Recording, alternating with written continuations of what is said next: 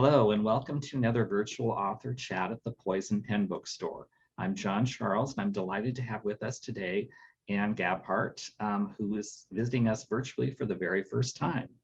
Before we begin our chat, I do want to mention we have copies of Anne's new book, Along a Story Trail, at the Poison Pen, and we would be happy to send one to you or hold one for you. All you need to do is go online to the bookstore or give us a call, and a copy will be waiting for you. Now, without further ado, I'd like to welcome in Anne. Hello, Anne. Hello, I'm glad to be here. It's always fun to talk books and writing. That's wonderful. My first question for you is, I know a lot of readers like to know who the author was before they became a writer. So can you tell us a little bit about yourself prior to your writing career? Well, that might go back a long ways because I started wanting to be a writer when I was about 10 years old. Okay. So I sold my first book in 1978, so that's been a long time ago. But I'm just was just a mother, farm wife, and have done some temporary secretarial work along through the years. But mostly I've concentrated on my writing, and the last few years after I started writing the inspirational fiction, I've been able to be more regular with publication. I had published some books for young adults and a couple of historical romances in the general market prior to the books that I've written now for Revell, the inspirational novels.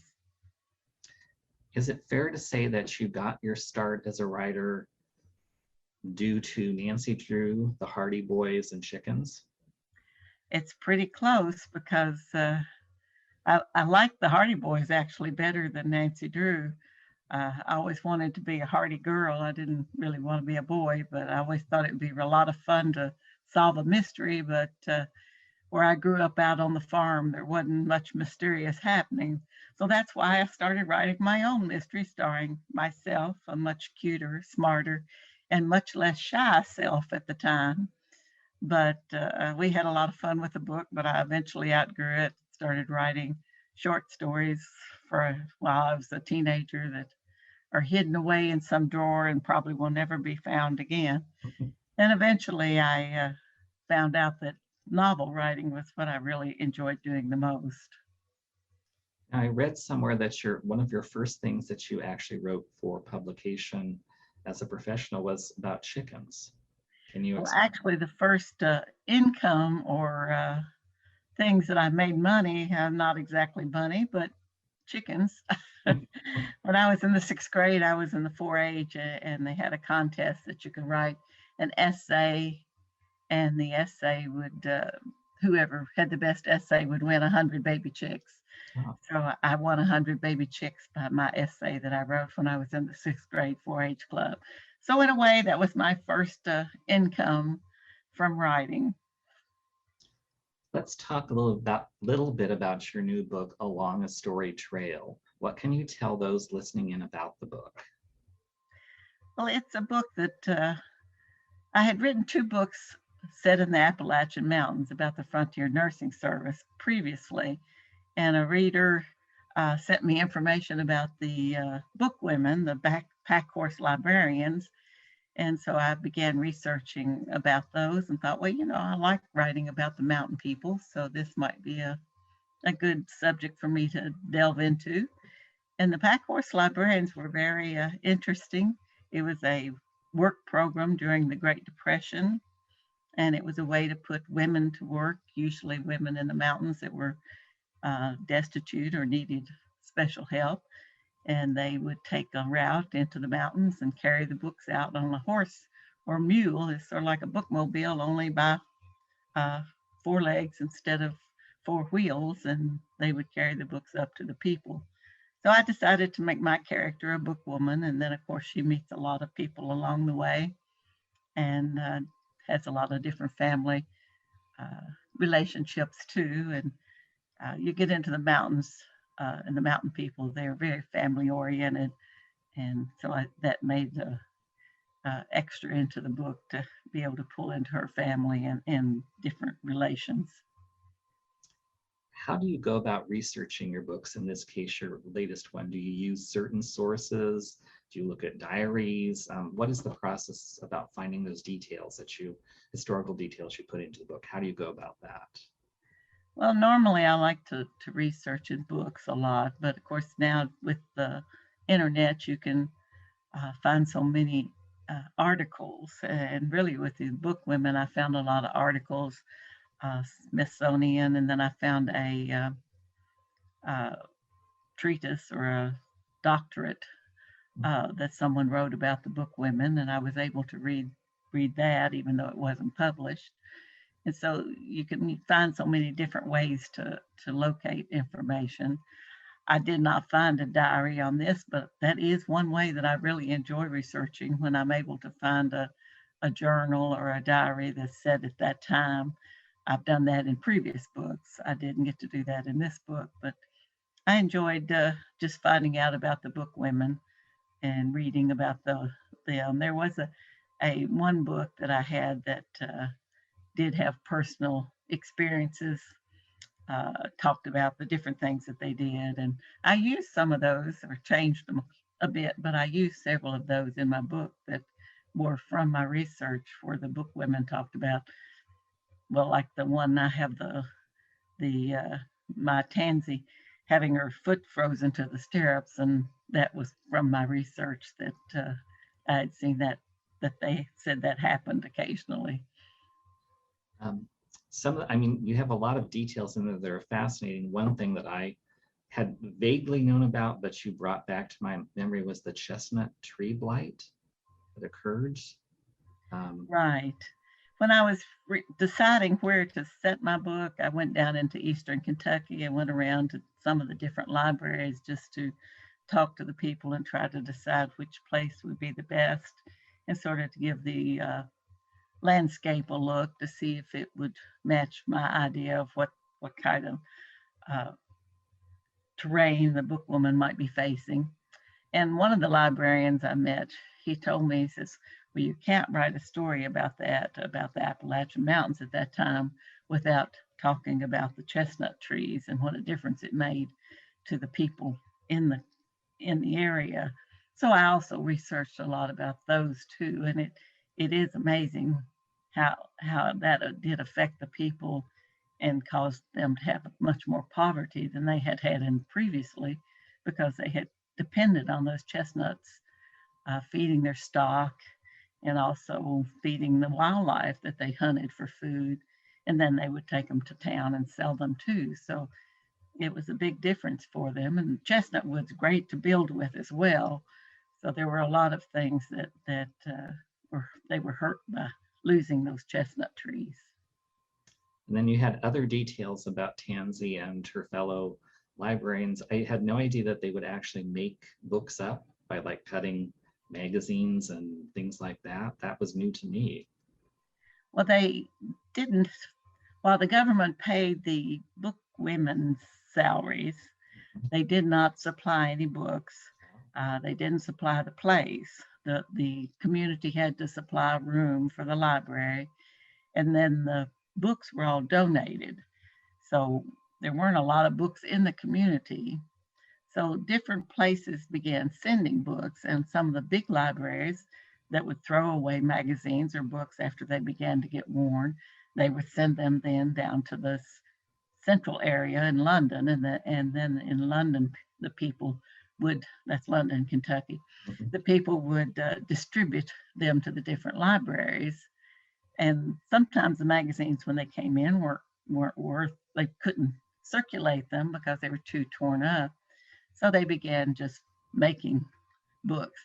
You can still see a few of those online. A few of them survived the years, and I think they have them in museums in the different places.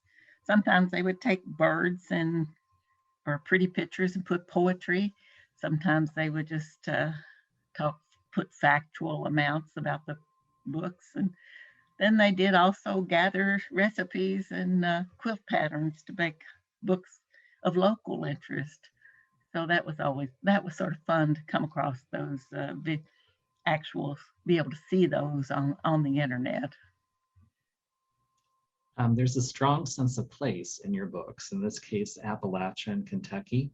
Can you talk a little bit about setting for you as an author? And for those of us that are not familiar with that region, what does it mean to you as a writer? Well, I'm not actually an Appalachian person. I live in the central part of Kentucky, and that is the eastern part. I have, of course, been through there a number of times, but I didn't grow up in the mountains. But I did grow up on a farm. I do have a very strong sense of home here on my land that I've lived on all my life. I don't live on the farm that I was born on, but I live about a mile away from that farm. So, I'm still got a lot of connection with the land. And so I think I identify with the mountain people in that way, that we have that strong feeling for the land. I set I set all of my books in Kentucky. Sometimes we go somewhere else during the book, but most of the books have Kentucky settings, and I sort of like to stick to Kentucky settings because I know the weather here in Kentucky, I know the people in Kentucky, and I like finding out about the history of Kentucky, so that makes it fun to research, and you can find the books well in the Kentucky libraries because they have more of the Kentucky books. But I like being able to set the stories in my home area. One of the other characters that Tansy meets is sent there by a federal writing project, the Federal Writers Project. Can you talk a little bit about that? Was that based on the Works Project administration effort to get writers out? I didn't really know about that.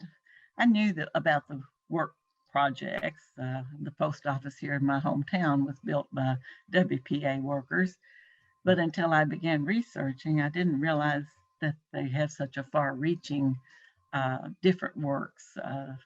They had sewing projects for women, different types of things. And then I had no idea they had the Writers Project or the Arts Project, because it wasn't just for writers, it was Yeah. also for actors and performers, Mhm. that they had a way of putting them to work too.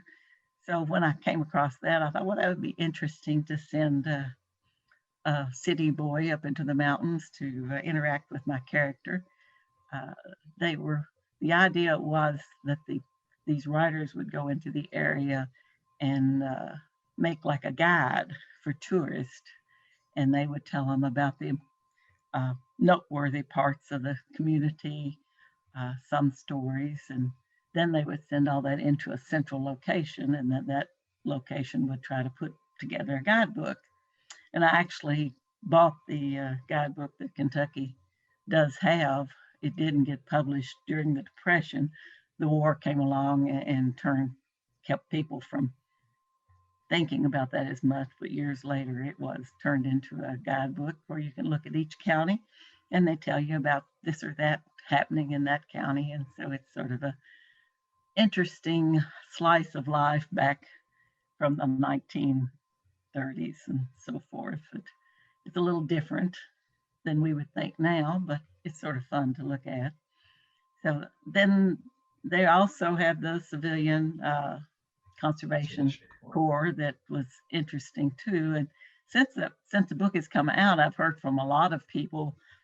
Some readers have said, "Well, my dad was in the civilian conservation corps. He planted trees here or there." And out in California, they had whole lines of certain kind of tree that the conservation corps planted. And I do know that they worked a lot in the Smoky Mountains, building trails and that new park and that sort of thing. And that was for young men. It was for unmarried men between 18 and 26, I think. And they would pay them a salary, but they were required to send most of it home to their family. So they could keep a portion of it, but most of it went home to the family to support them. And that was just a way that they were helping people find a way to put food on their table. And it helped the country too, because we planted a lot of trees. Yeah, it's true. Family does play an important part in the book. There's the family that we have, that we're born with, and the family that we make for ourselves. And you kind of have examples of both. Can you talk a little bit about the role of family in Along a Story Trail? Well, in the mountains, people are very family oriented. If you're a relation, maybe you don't maybe want to claim the family or want to do with the family, but the family's still family, so you take care of them. And when I brought Perdita Sweet into it, she's one of those contrary older cousins that maybe you don't care whether she shows up at your door or not, but if she does, you're going to have to open it and let her in and help her out. And I enjoyed writing about Perdita. I don't know whether that says something about me, but it was a lot of fun being in the viewpoint of this contrary older lady. So I had a good time when it was her viewpoint time. But then we also have the family, as you say, the family of the heart. Sometimes a lot of my other books, I've also had that sort of family relationships in my stories, that you don't have to necessarily be kin by blood to have that family feel amongst yourselves and other people. I know many readers are fascinated by an author's writing process. Can you talk a little bit about how you approach a book?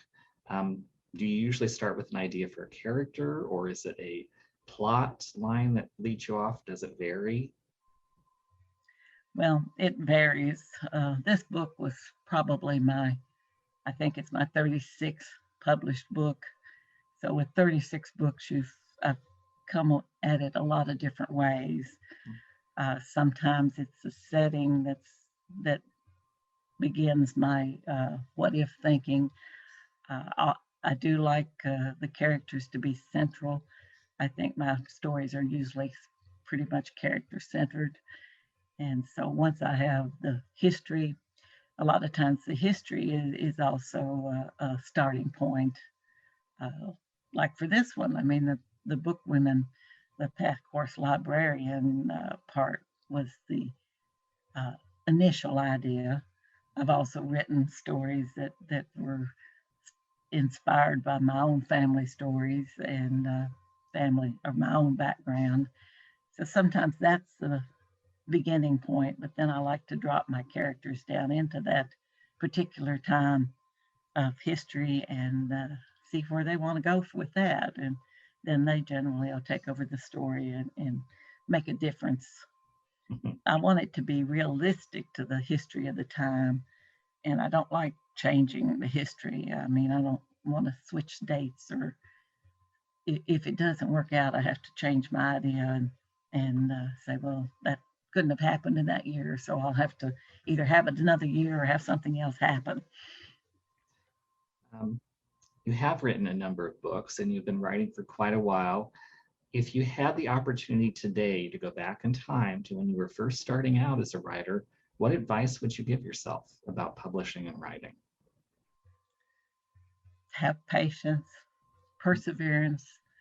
Uh, I did read something early on that was, I don't know whose quote it was now, but it was something about that you needed to take rejections and this, take acceptances about the same as you did rejections. You can't get too high with the exceptions. You can't get too low with the rejections if you want to write more than one book.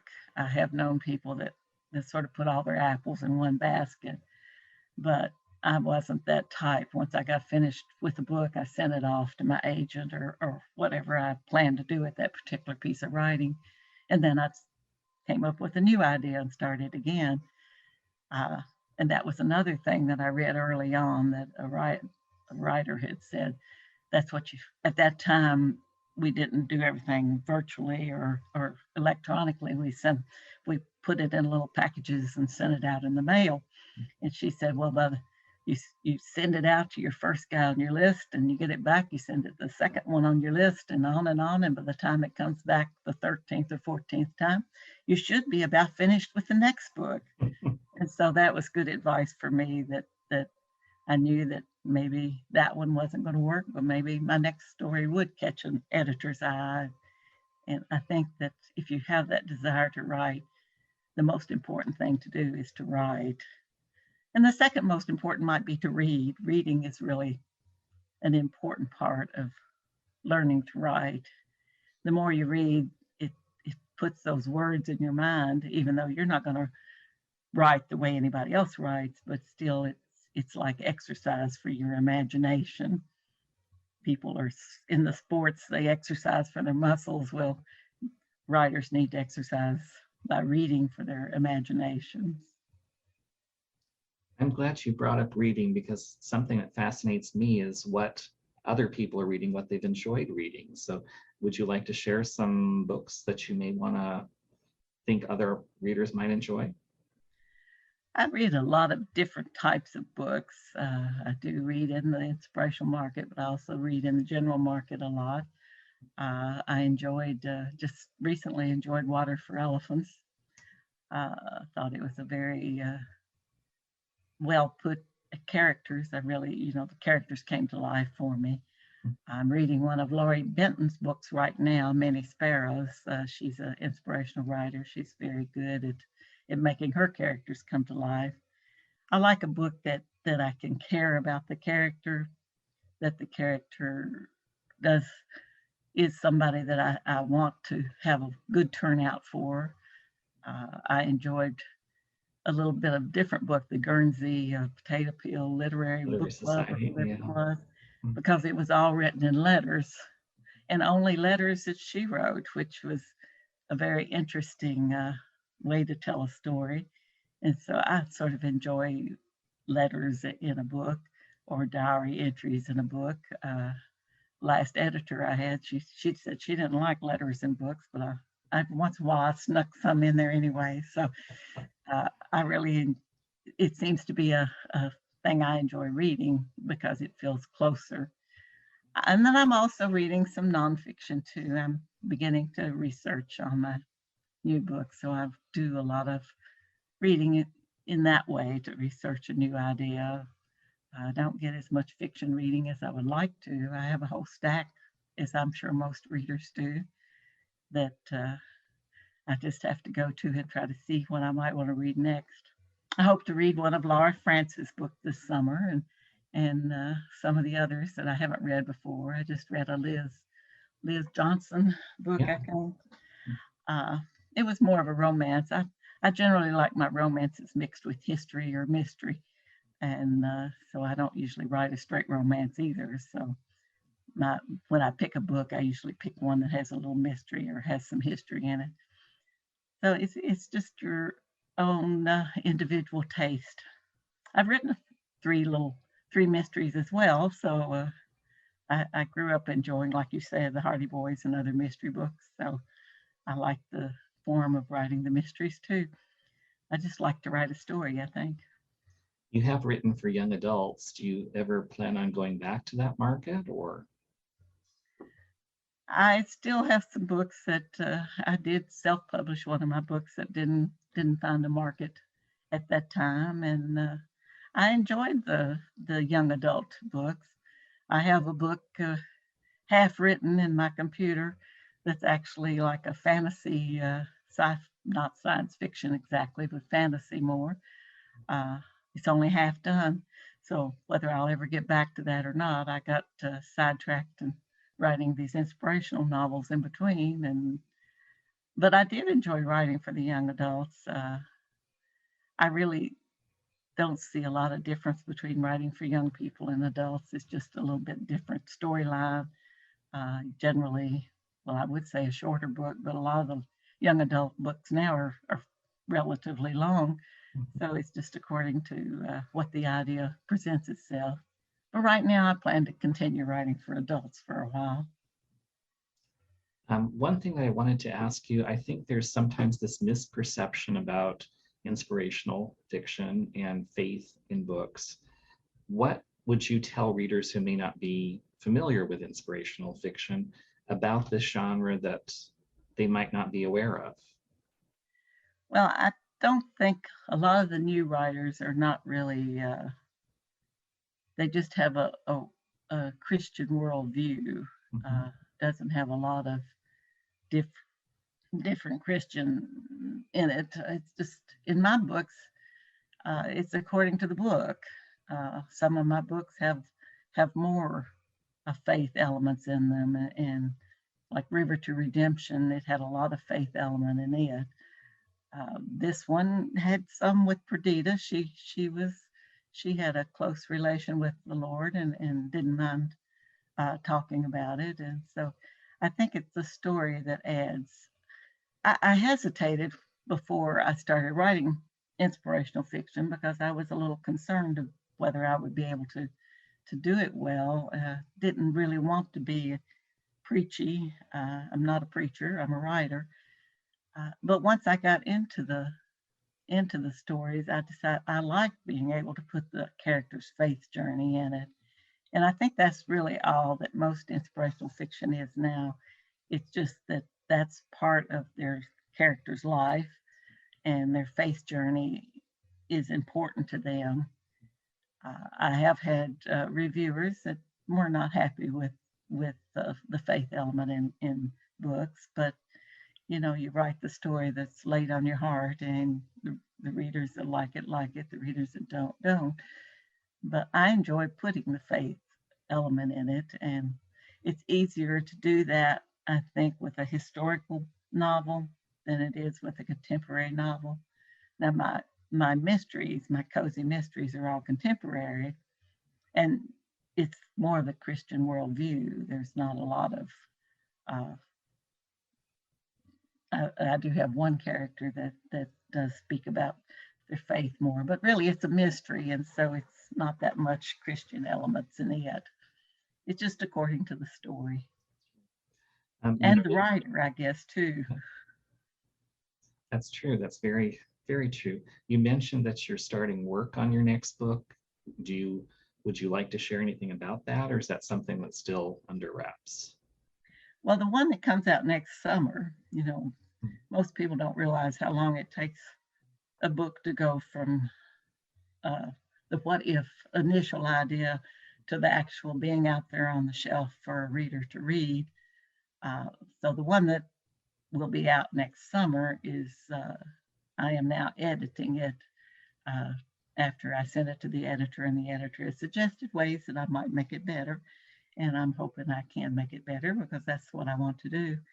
But then I will be researching a book for then the 2023, I suppose, would be when it would be published. But the one that's I'm editing right now is a little bit different for me. It's a character-centric story again, and it's about a man who got badly burned in a fire when he was a young man and has sort of lived a reclusive life because of the scars on his face. It's set in the 1925, so it's before you might be able to have repaired that with plastic surgery. And he lost his love at the time too. But his brother has a wife and two children. His brother has died of in the flu epidemic in 1918, and so the his sister-in-law has tuberculosis, and the two girls have ended up in the orphanage. And this man is called upon then to more or less rescue them from those situations. And they go out to the farm to live on meadowland with him, and it's how his heart has a way of waking back up and finding love again and finding family again after he's lived alone so long. But the name of it will be When the Meadow Blooms. That's The lovely. next book then after that will be about, I think it's going to be on the river with Showboat. Oh, well, I'm looking forward to those. I can't believe how quickly our time has flown by. This is The Poison Pen. We've been chatting with author Anne H. Gabhart, whose new book is Along a Storied Trail, if I can get it on the screen. One of the best books I've read this summer. Fascinating historical details, great characters. I'd like to thank Anne for taking time out to talk with us today. And I enjoyed being here talking about writing, and I'm so glad you enjoyed the book. It always makes me smile to hear anybody say they enjoy one of my books.